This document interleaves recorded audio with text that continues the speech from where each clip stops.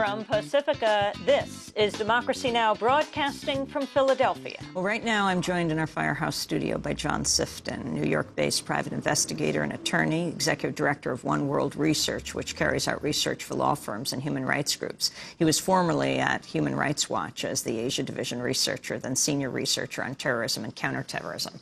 He's conducted extensive investigations into the CIA interrogation and detention program. His latest article has been published by the Daily Beast. It's called The Bush Administration Homicides. Welcome to Democracy Now! First, your response to the testimony yesterday.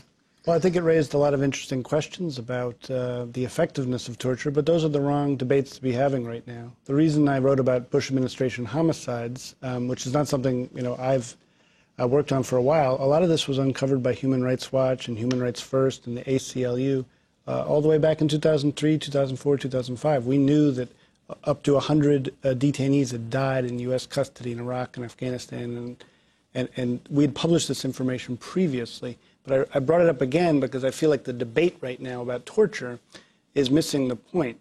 These aggressive techniques were not just limited to the high-value detainee program at the CIA. They spread to the military with disastrous results. They led to the deaths of human beings. And when there's a corpse involved, when there's a dead body involved, you can't just have a debate about policy differences and looking forward or looking back. Give us examples. Well, there are detainees as early as 2002 who died in Afghanistan. Some were interrogated by the CIA in closed sites north of Kabul. Others were in the military base at Bagram, beaten to death, literally, by guards who were being instructed by military intelligence officers, to soften detainees up. Later on in Iraq, when the insurgency heated up in August and September of 2003, we saw deaths there, including both CIA interrogation deaths and regular military deaths. We're talking to John Sifton. We'll come back to him in a minute.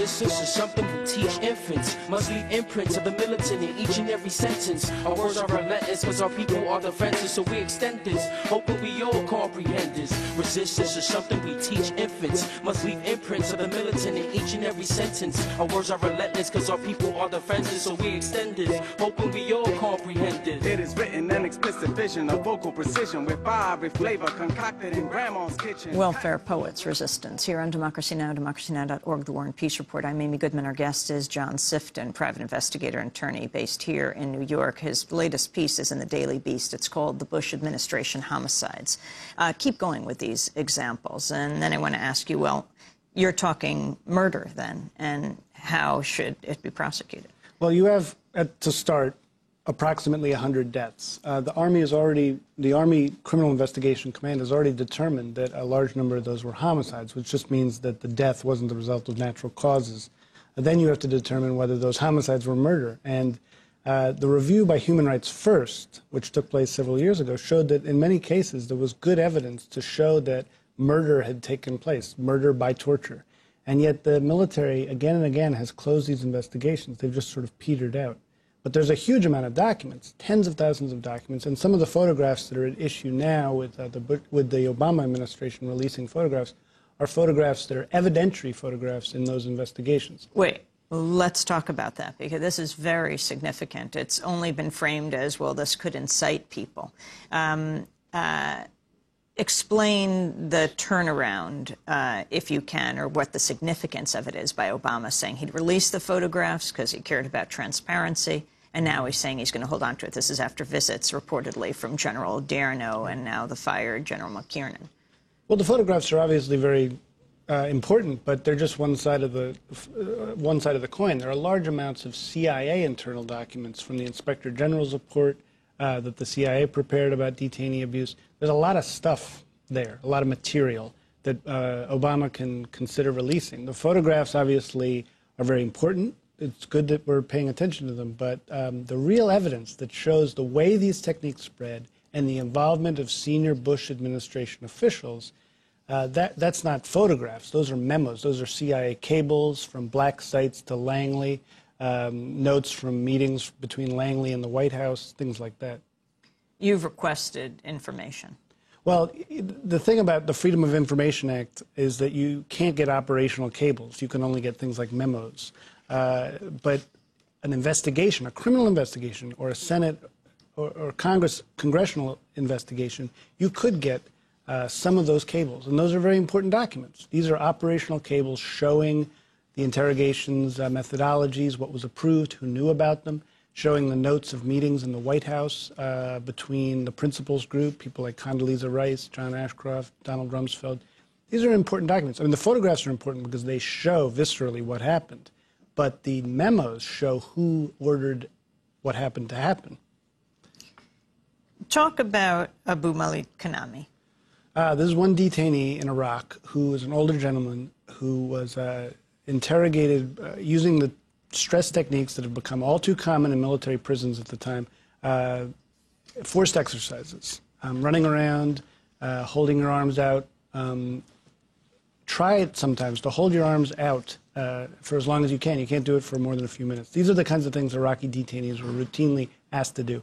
He was 44 years old. He was put down to lay down in his cell after this strenuous exercise. Next morning, he was found dead. This is but one example of the way in which torture can lead to death. People have also been beaten so severely that they develop blood clots that go to their lungs or their head and kill them. I mean, there are various ways you can be tortured to death. Mohammed Sayari. Sayari, we don't know. I mean, it looks as though he was interrogated. He was an Afghan detainee who was picked up by some special forces troops in Afghanistan, and he was shot and killed by them at a later point. It's not clear whether they simply executed him or whether they interrogated him and shot him. But that's yet another homicide. There are people who have froze to death, people who have been beaten to death. Manadel al-Jamadi. This is a CIA detainee who was literally hung to death. I mean, he suffocated because his arms were behind him, handcuffed behind him, and held up to the point where he appears to have suffocated to death. The CIA was implicated in that, and that's an interesting death because that was a case where the CIA Inspector General referred the case to the Department of Justice for prosecution, possible prosecution, and yet the Department of Justice never took any action. The name of the CIA interrogator in that case is actually publicly known, Mark Swanner. Who is he? He's a CIA officer, and he's, for all I know, still walking around in the United States, even though he is implicated in this homicide. Hassan Gul. Hassan Gul, we don't know whether he's dead or not. He's a Pakistani man who was arrested in northern Iraq. It's thought to be a link between al-Qaeda and the Iraqi-based Jordanian Zarqawi, who was killed by the CIA later, or by the military later. He was in the CIA high-value detainee program for quite some time. His name is redacted from the memos. You can tell it's him from the descriptions and because they made one mistake in the redaction where you can see his name. He's now disappeared. We don't know where he is. He's not at Guantanamo. There's no confirmation he's in Pakistan. In the CIA memos that were released last month, there's discussion of how sick he is. We think that he may have been tortured to death. Democracy Now! Is produced by Mike Berkshire, Abdel Caduce, Anjali Kamat, Hani Massoud, Aaron Mate, Robbie Karen, Nicole Salazar, Steve Martinez. I'm Amy Goodman with Anjali Kamat. Thanks for joining us.